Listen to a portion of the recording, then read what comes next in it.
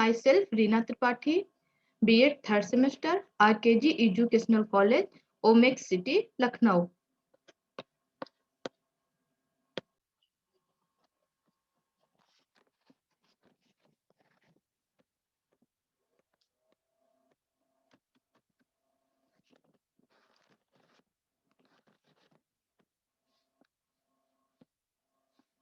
छात्रों, आज हम fundamental rights and fundamental duties के बारे में जानेंगे कि ये क्या होते हैं।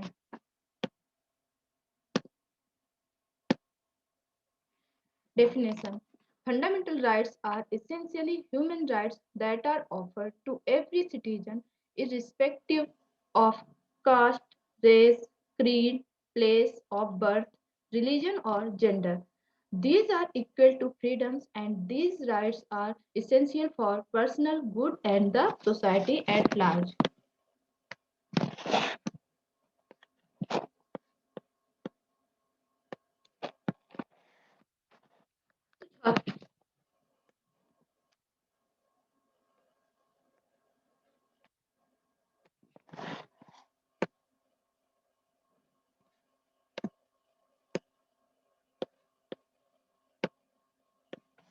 तो छात्रों, हम जानेंगे कि मौलिक अधिकार क्या होते हैं और ये हमें कहाँ से प्राप्त हुए हैं।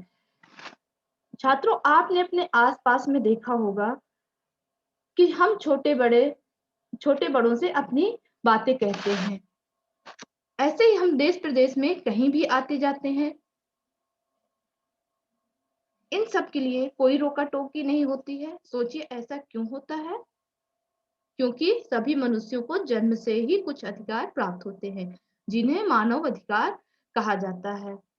इनमें से 6 मौलिक अधिकार के रूप में हमारे संविधान में दिए गए हैं, जो निम्नवत है।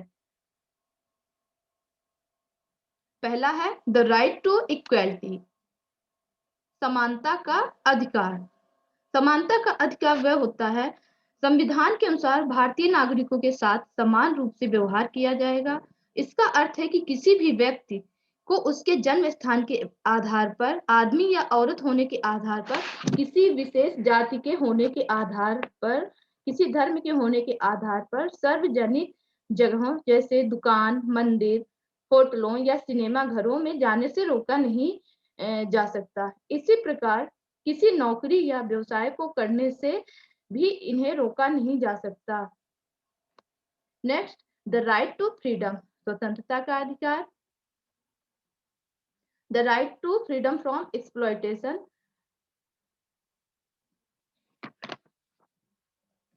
शोषण के विरुद्ध अधिकार। द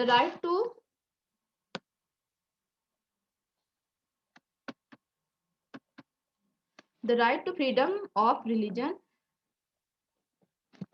धार्मिक स्वतंत्रता का अधिकार। कल्चरल एंड एजुकेशनल राइट्स, सांस्कृतिक एवं शिक्षा का अधिकार।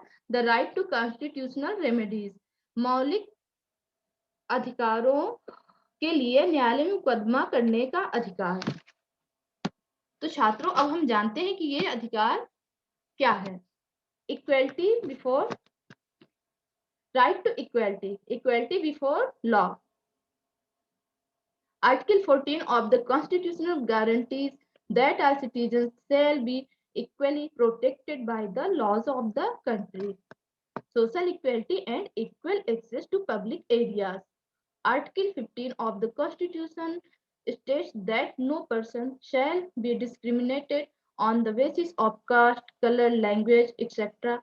Every person shall have equal access to public places like public parks, museums, wells, bathing ghats, and temples, etc. However, the state may make any special provision for women and children. Right to equality. समानता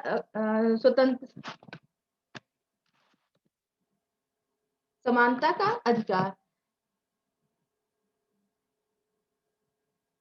Equality in matters of public employment. Article 16 of the Constitution lays down that the state cannot discriminate against anyone in the matters of employment. All citizens can apply for government jobs. Abolition of untouchability. Article 17 of the Constitution abolishes the practice of untouchability.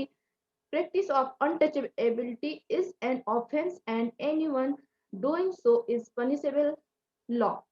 Abolition of titles. Article 18 of the Constitution prohibited the state from conferring any titles. Citizens of India cannot accept titles from a foreign state.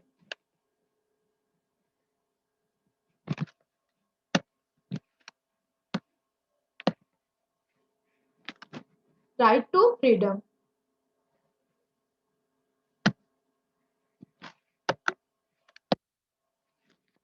Right to freedom. Freedom of speech and expression,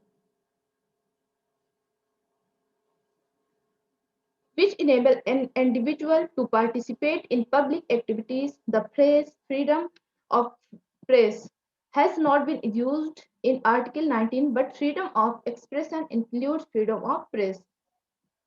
Second, freedom of assemble peacefully without arms, on which the state can impose reasonable restrictions in the interest of public order and the sovereignty and integrity of India.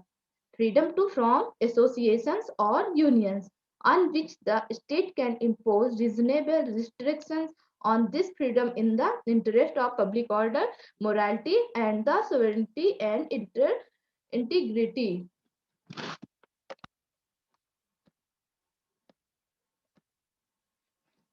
Freedom to practice any profession or to carry on any occupation, trade, or business, on which the state may impose reasonable restrictions in the interest of the general public. Thus, there is no right to carry on a business which is dangerous or immoral.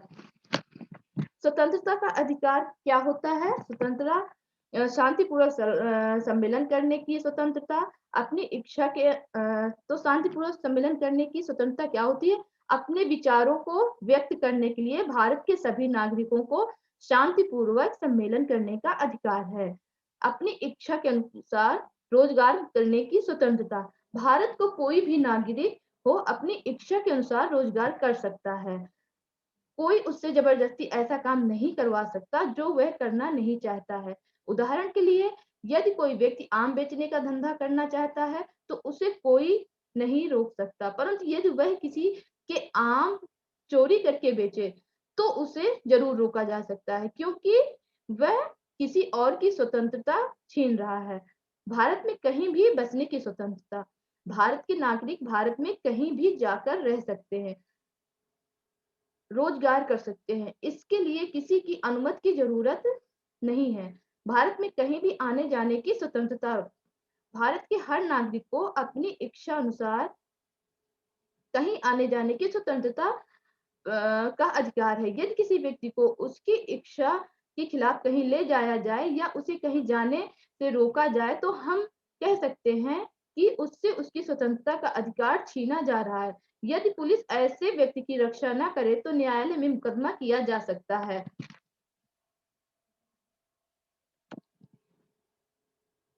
समिति बनाने व सभा करने की स्वतंत्रता, देश के नागरिकों को समिति या यूनियन बनाकर अपने अधिकारों के लिए लड़ने की आजादी है। अधिकारों की लड़ाई के लिए आपस में बातचीत करनी पड़ती है, इसलिए कहीं भी इकट्ठे होकर सभा बुलाने की स्वतंत्रता हमें प्राप्त है। हमें कभी-कभी प्रशासन से अनुमति लेना अनिवार्य होता है।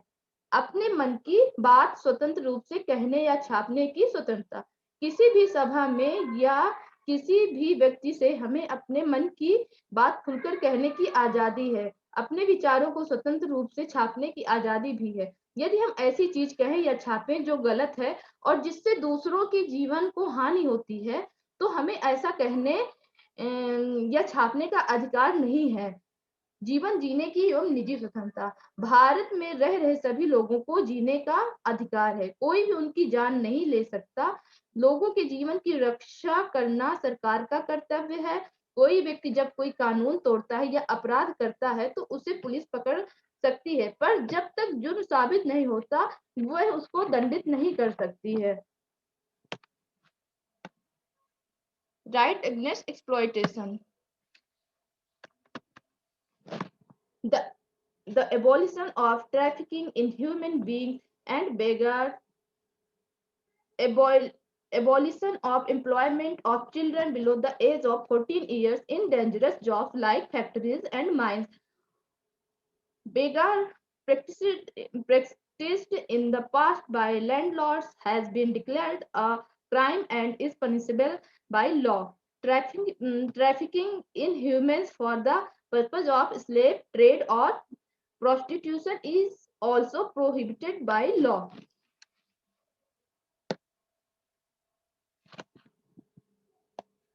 तो छात्रों, शोषण के विरुद्ध अधिकार क्या होता है? आइए हम जानते हैं। इस अधिकार का मतलब है कि किसी व्यक्ति से जोर जबरदस्ती से काम नहीं लिया जा सकता। यदि कोई व्यक्ति एक काम छोड़ कर दूसरा काम करना चाहता है तो उसे रोका नहीं जा सकता। साथ ही बेगार लेने पर रोक है।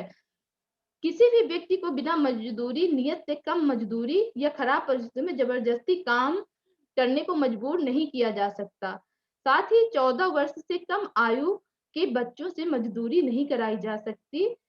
बंधुआ मजदूरी की प्रथा में मजदूर को इस मौलिक अधिकार का हनन होता है, क्योंकि उसे मजबूर होकर एक ही जमींदार या ठेकेदार के पास कार्य करना होता है और उसको उसी के हिसाब से उसको मजदूरी दी जाती है।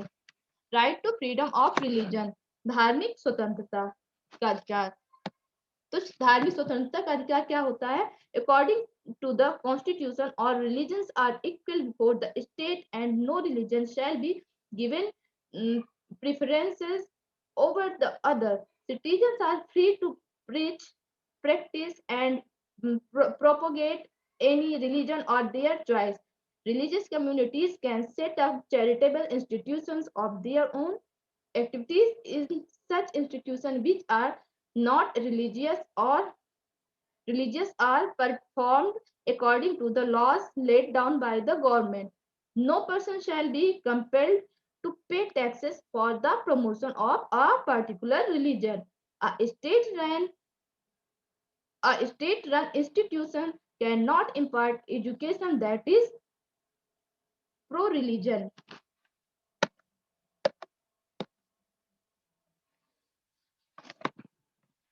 भारत में सभी को अपने धर्म का पालन करने की स्वतंत्रता है। आपने देखा होगा कि भारत में कई धर्मों के लोग निवास करते हैं, तो सभी को अपना अपना धर्म पालन करने की स्वतंत्रता प्रदान की गई है। किसी को भी व्यक्तिगत रूप से अपने रीति रिवाजों का पालन करने से नहीं रोका जा सकता है। सभी को अपने धार्मिक कार्यक्रमों का आयोजन करने की स्वतंत्रता है। आपने देखा होगा कि हम सभी होली, दिवाली, ईद, क्रिसमस, लोहड़ी जैसे त्योहारों को कितने आनंद के साथ मनाते हैं। तो इसलिए भारत में सभी को धार्मिक स्वतंत्रता प्रदान की गई है। Cultural and educational rights. Article 29 and 30, any community which has a language and a script of its own has the right to conserve and develop it. All minorities, religious, all minorities, religious or linguistic can set up their own educational institution to preserve and develop their own culture.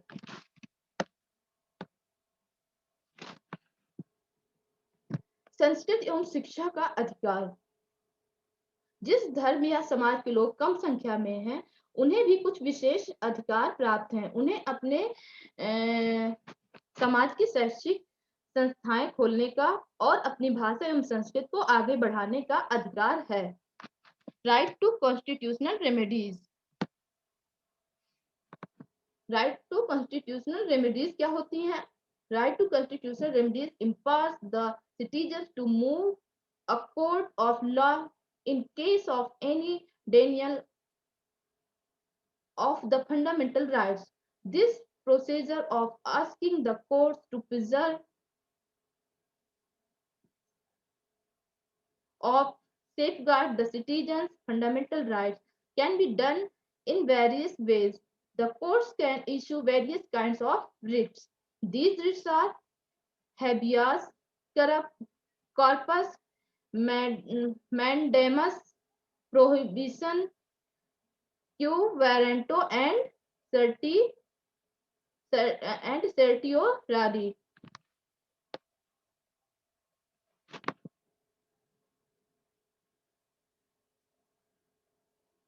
मौलिक अधिकारों के लिए न्यायालय में मुकदमा करने का अधिकार।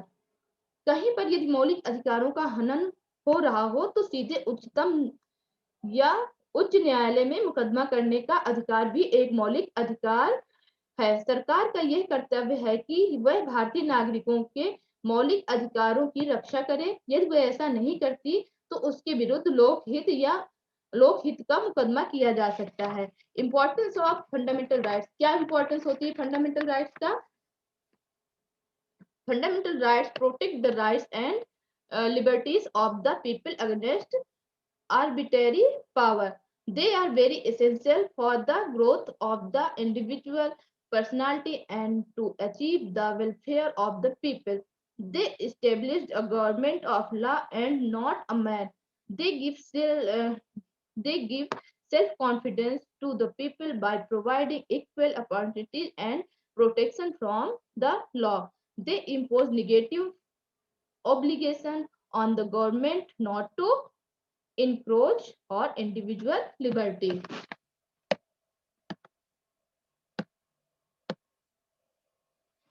Indian fundamental duties. मौलिक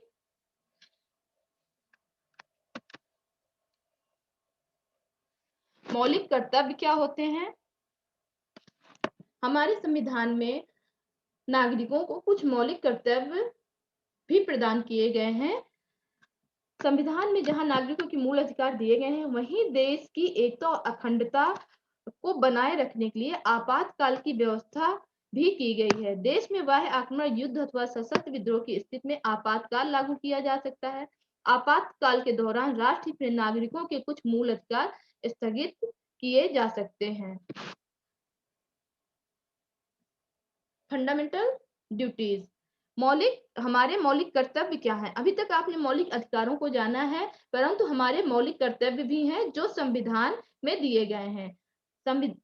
पहला है संविधान का पालन करें और उसके आदर्शों, संस्थाओं, राष्ट्रध्वज एवं राष्ट्रगान का आदर करें। 2, स्वतंत्रता के लिए हमारे राष्ट्रीय आंदोलन को प्रेरित करने वाले उच्च आदर्शों को हृदय में संजोएं और उनका पालन करें। भारत की संप्रभुता, एकता और अखंडता की रक्षा करें और उसे अक्षुण्ण बनाए रखें। नेक्स्ट, देश की रक्षा करें और आह्वान किए जाने पर राष्ट्र की सेवा करें। भारत के सभी लोगों में समरसता और समान भ्रातृत्व की भावना का निर्माण करें, जो धर्म, भाषा और प्रदेश या वर्ग पर आधारित सभी भेदभाव से परे हों। ऐसी प्रथाओं का त्याग करें जो स्त्रियों के सम्मान के विरुद्ध हों। नेक्स्ट, भारतीय संस्कृति के गौरव को समझें और उसका सम्मान करें। नेक्स्ट, प्राकृतिक पर्यावरण की, जिसके अंतर्गत वन, झील, नदी और वन्य जीव भी हैं, रक्षा करें तथा प्राणी मात्र के प्रति दया भाव रखें। नेक्स्ट, वैज्ञानिक दृष्टिकोण, मानववाद, ज्ञानार्जन तथा सुधार की भावना का विकास करें। नेक्स्ट, सार्वजनिक संपत्ति को सुरक्षित रखें और हिंसा से दूर रहें। नेक्स्ट है व्यक्तिगत और सामूहिक गतिविधियों के सभी क्षेत्रों में उत्कर्ष की ओर बढ़ने का सतत प्रयास करें, जिससे राष्ट्र निरंतर बढ़ते हुए प्रयत्न और उपलब्धि की नई ऊंचाइयों को छू ले। नेक्स्ट, हर अभिभावक या संरक्षक 6 से 14 वर्ष की आयु वर्ग के अपने बच्चों को शिक्षा के लिए अवसर उपलब्ध कराएं। भारतीय संविधान में ये फंडामेंटल राइट्स और फंडामेंटल ड्यूटीज प्रदान की गई है।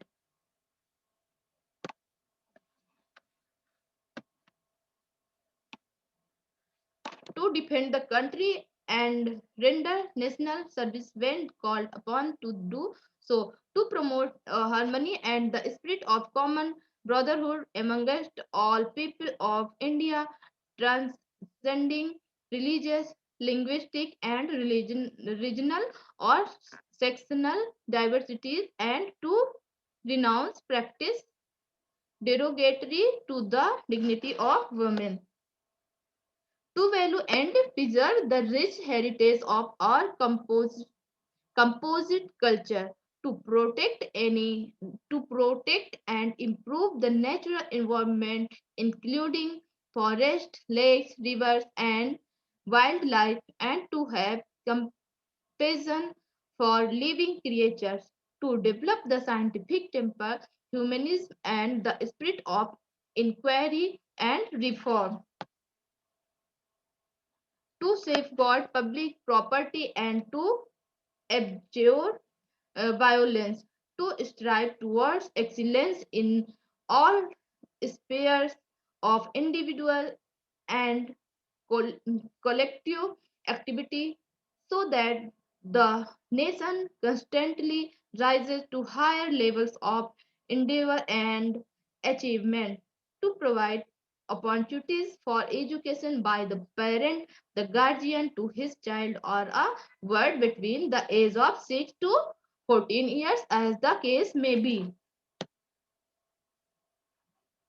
An analysis of the an analysis of the above duties reveals that they are applicable only to citizens and not to the aliens. It is expected that a citizen of India, while enjoying fundamental rights, should also perform these duties. Conclusion. Fundamental rights are those rights that are guaranteed to each and every citizen by the Indian Constitution. If any of these rights are violated, individual and individual can approach the High Court, Supreme Court directly. Thank you.